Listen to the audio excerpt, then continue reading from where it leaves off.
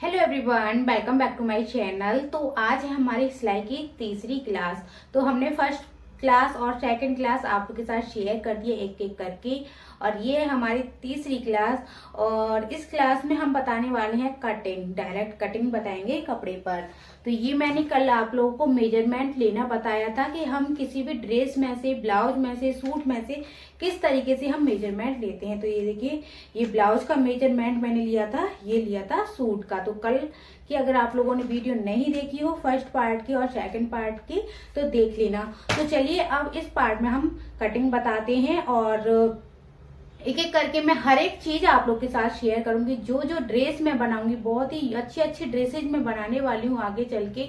तो आप मेरी सारी क्लासेस को एक एक करके जरूर ज्वाइन कीजिएगा, क्योंकि आपके लिए भी बहुत ही ज्यादा हेल्पफुल होने वाली है हमारी ये वीडियो।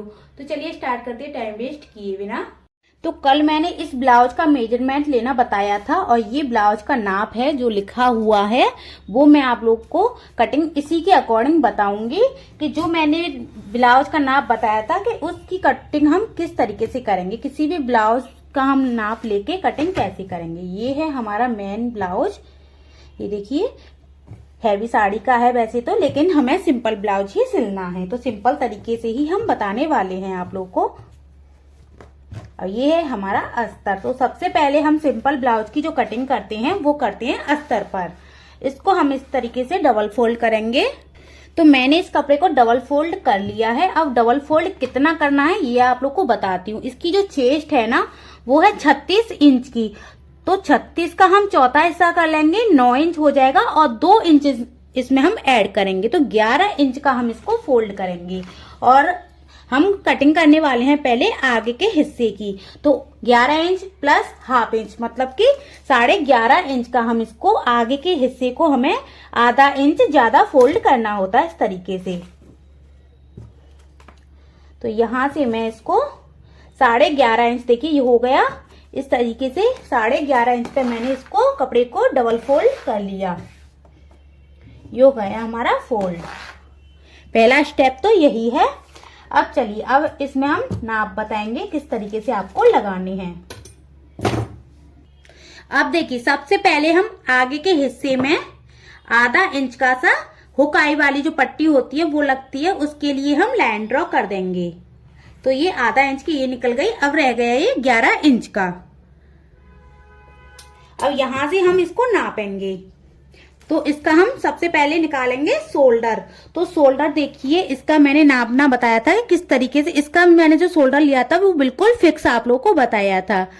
अब गला इसका हमारा 9 इंच का है। गले के हिसाब से हमें शोल्डर को लेना होता है। पीछे का गला है 9 इंच का, और इसका जो शोल्डर निकल के आया था वैसे जो मैंने नापा हुआ था वो 10.5 इंच का था।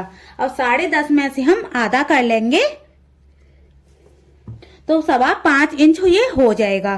तो 5.25 इंच का हम यहाँ से निशान लगाएंगे। ये जो लाइन ड्रॉ हो रही है वहां से हमें हटा के 5.25 इंच का निशान लगाना है। तो जो मैंने नाप लेना बताया था उसी के अकॉर्डिंग मैं आप लोगों को कटिंग बता रही हूँ। तो ये मैंने 5.25 इंच का निशान लगा लिया शोल्डर का, और यहाँ से भी 5.25 इंच का हम निशान लगाएंगे, और ये तीरा वाला निशान लगाएंगे हम 6 इंच का। और इसको भी मैं डीपली आप लोगों को बताऊंगी कि शोल्डर को हमें किस तरीके से लेना है, वो मैं अगली क्लास में बताऊंगी। शोल्डर को और तीरा, अगर ये हमारा दोनों चीज फिक्स बैठ गई ना तो हमारा ब्लाउज खराब बिल्कुल भी नहीं होता है। और ये हमारा इस तरीके से सीधी लाइन ड्रॉ हो जाएगी। ये हो गया। यहां से हम राउंड शेप दे देते हैं।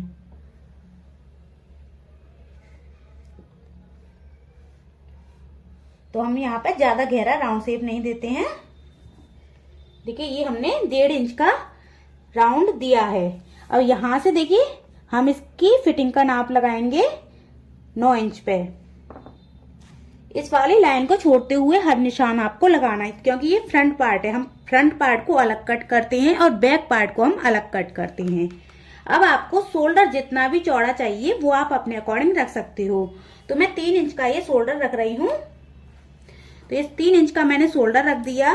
अब गला है इसका आगे का, देखिए गला 6.5 इंच का। तो हम यहां से गला नापेंगे 6.5 इंच का, इस तरीके से तिरछा नापेंगे।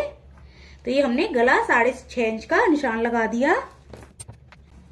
और यहाँ से जितनी भी आपको बढ़त लेनी है चौड़ाई उतनी आप ले सकते हो, नहीं तो ऊपर के बराबर ही आप ले सकते हो। यहाँ से देखिए करीब 2.25 इंच की सी है, तो यहाँ से भी मैं उतनी ही ले लेती हूँ।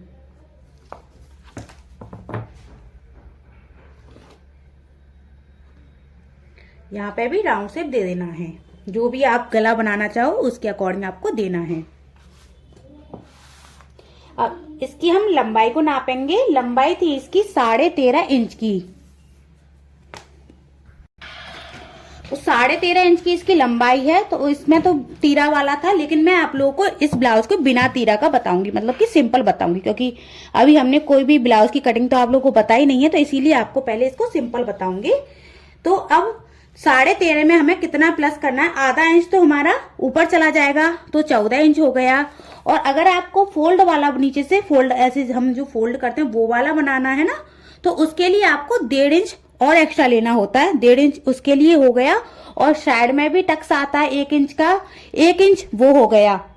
तो टोटल इसमें 3 इंच एक्स्ट्रा हमें आगे के हिस्से में लेना होता है, क्योंकि 1 इंच टक्स का हो गया, आगे यहाँ से भी चला जाता है टक्स में, यहाँ से भी, तो दोनों तरफ से टक्स जाता है। और 1.5 इंच हम जो फोल्ड करते हैं नीचे से वो हो गया, आधा इंच यहाँ से हो गया, तो टोटल हो गया 3 इंच का, बिल्कुल मतलब सिलाई वगैरह में जाने के लिए। तो ये हो जाएगा हमारा 13.5 इंच प्लस 3 इंच, तो ये हमारा 16.5 इंच हो जाएगा टोटल। देखिए 13.5, 1 2 3 इस तरीके से आप संभाल लीजिए। तो 16.5 इंच पे हम यहाँ पे एक निशान लगा देंगे, इस तरीके से सीधा करके, बिल्कुल फिक्स पकड़ते हुए। बिल्कुल भी छोटा नहीं होना चाहिए, नहीं तो आपका जो ब्लाउज है बिल्कुल छोटा हो जाएगा। तो ये हमने 16.5 इंच पे एक निशान लगाया। इस तरीके से आपको लाइन को ड्रॉ कर देना है। यहाँ से तो हमने ये 9 इंच का निशान लगा लिया था, अब यहाँ से भी आपको 9 इंच का ही निशान लगा देना है। ये तो लगाओ तो ना लगाओ तो, क्योंकि ये बाद में फिटिंग हमारी आएगी, लेकिन हम पहले ही लगा देते हैं। तो ये हमने 9 इंच का ये निशान लगा दिया। अब चलिए इसमें हम टक्स वगैरह लगाना बताते हैं, किस तरीके से आपको लगाने होते हैं। अब देखिए मैंने इसका बस्ट पॉइंट जो निकाला था, जो टक्स निकाला था, जो यहाँ से यहाँ तक का जो बस्ट पॉइंट होता है वो निकाला था इसमें 9 इंच का। तो ये जो बस्ट पॉइंट निकाला था इसमें निकाला था 9 इंच का, क्योंकि वो तीरा वाला था। और जो सादा ब्लाउज होते हैं ना, उससे हमारा जो टक्स होता है वो आधा इंच नीचे आता है, तो 9.5 हो गया। तो इसमें फर्क होता है, जो जैसे जैसे हमारा ब्लाउज डिफरेंट होता जाता है वैसे वैसे हमारी जो चीजें होती हैं वो भी डिफरेंट होती जाती हैं। तो 9 इंच तो हमारा टक्स लेकिन तीरा वाले में आ रहा था, लेकिन हम इसमें लेंगे 9.5 का, और ऊपर से आधा इंच सिलाई में चला जाएगा। तो ये मैं लूंगी 10 इंच से, यहाँ से जो शोल्डर है यहाँ से, और ये 10 इंच पे मैं निशान लगा दूंगी। अब यहाँ से हम दूरी लेंगे करीब, यहाँ से ये जो निशान लग रहा है यहाँ से हम दूरी लेंगे 3.5 इंच की, और यहाँ से भी 3.5 इंच की दूरी लूंगी मैं।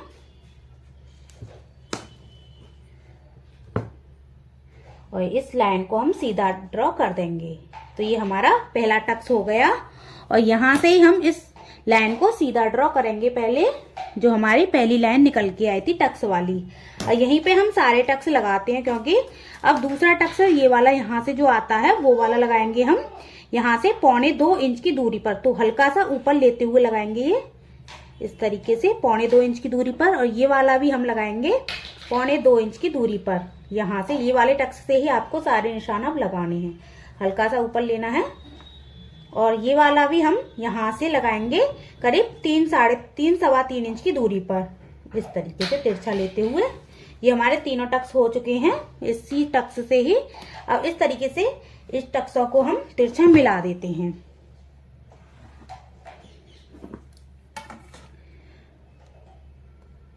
कोई भी डाउट हो तो आप मुझे कमेंट करके पूछ सकते हो। तो पहला, दूसरा, तीसरा, चौथा, चारों टक्स हमारे लग चुके हैं। और ये जो टक्स नीचे वाला जो लगता है हमारा टक्स कितने कितने चौड़े लगाने हैं वो भी आप लोग को बता देती हूँ।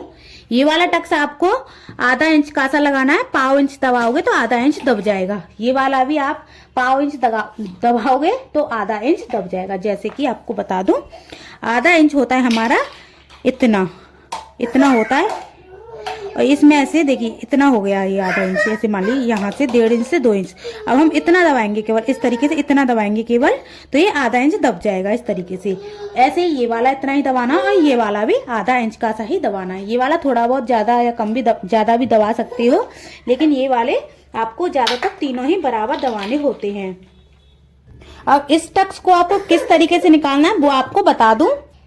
अब देखिए इसकी जो कमर है वो है 31 इंच की, तो सबसे पहले हमें 31 का चौथा हिस्सा कर लेना है। तो ये जो कमर है चौथा हिस्सा करके 7.25 की आ जाएगी। तो यहाँ से देखिए हम इस तरीके से निकालेंगे, तो ये 7.25, देखिए ये वाला जो निशान लगा हुआ है यहाँ से हम नापेंगे 7.25 पे इस तरीके से। अब ये जो यहाँ से और यहाँ तक का जो हिस्सा है ना वो निकलेगा करीब 1.25 या 1.5 इंच का सा, 1.25 इंच का सा ये निकल रहा है।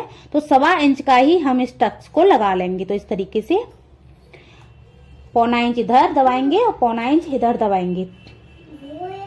तो थोड़ा थोड़ा सा 1 पॉइंट और कम कर लेते हैं। तो इस तरीके से 1.25 इंच का हमारा टक्स दोनों तरफ से बराबर दबाएंगे तो ये हो जाएगा। तो ये हमारा इस तरीके से टक्स निकल के आता है। और ये जो टक्स है ना पहले तो 2-3 इंच का हमें सीधा करना होता है इस तरीके से, वो मैं आप लोग को सिलाई बताऊंगी इसकी, जब बता दूंगी किस तरीके से हमें ये टक्स लगाने होते हैं। और यहाँ से हमें फिर इस तरीके से तिरछा लगाना होता है। तो ये जो टक्स है वो इस तरीके से बनता है। और ये वाले टक्स तो हमारे आधा इंच के से आपको दबाने हैं। अब चलिए इसको हम कटिंग कर लेते हैं।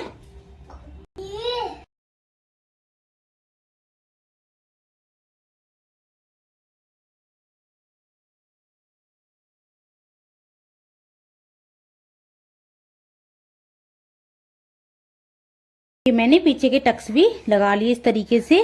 अब चलिए बैक पार्ट भी आपको काटना बताते हैं। तो ये जो फोल्ड हो रहा है यहीं से हम बैक पार्ट को कट करेंगे। इसको हम आधा इंच कम कर लेंगे पहले तो देखिए ये हमने सेट कर लिया। अब हम लेंगे फ्रंट वाला पार्ट, इस तरीके से ऊपर से हम बिल्कुल बराबर रखेंगे इसको। और ये जो आगे की लाइन है ना इसको हम बाहर निकालते हुए रखेंगे। पहले तो इसकी लंबाई को हम नाप लेते हैं बैक पार्ट की, है कि नहीं बराबर, कहीं छोटी तो नहीं पड़ गई है। तो यहाँ से हमें 14.5 इंच का ये चाहिए। तो ये देखिए यहाँ से हम 14.5 इंच क्यों लेंगे, क्योंकि आधा इंच इसमें सिलाई में जाएगा ऊपर और आधा इंच ही सिलाई में जाएगा नीचे। तो ये 14.5 इंच हो जाएगा 13 + 1 इंच, मतलब 13.5 + 1 इंच। तो इस तरीके से हम इसको यहाँ से इस सिलाई को बाहर निकालते हुए रख लेंगे। तो ये हमने देखिए बिल्कुल बराबर रखा है। अब गले को आपको अगर डिजाइन वगैरह डालनी है तो पहले कट नहीं करना है। अगर आप सिंपल बनाना चाहते हो तो पहले ही कट कर लेना है, जैसे भी आप करना चाहो।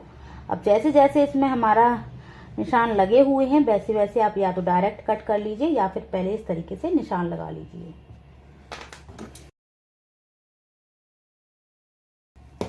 तो ये हमने कट कर दिया। अब इसका जो गला है वो आपको देखिए यहाँ से जितना शोल्डर है वो रखना है बराबर। और ये हमें गले का निशान लगाना है यहाँ पे, जितना उसका शोल्डर है उतना ही लेते हुए।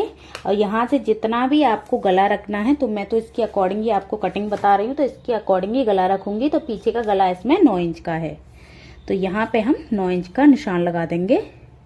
तो ये हमने 9 इंच का निशान लगा दिया। और इसकी गले की बिड़त जितनी भी आपको रखनी है उतनी आप अपने अकॉर्डिंग रख सकते हो। तो ये मैंने गले की बिड़त भी निशान लगा दी। अब इसको आपको निशान लगाने के बाद में इस तरीके से सीधा करना है। और इस गले में अब आप कोई भी डिजाइन डाल सकते हो, जो भी आपको डिजाइन डालनी हो वो आप डाल सकते हो। तो चलिए इसकी कटिंग आपको इस तरीके से कर लेनी है बस।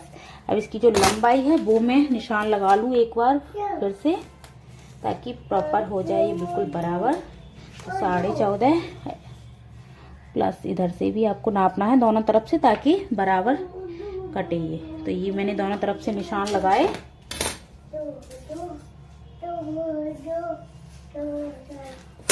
और इसको हम कट कर देंगे। ये कट हो गया।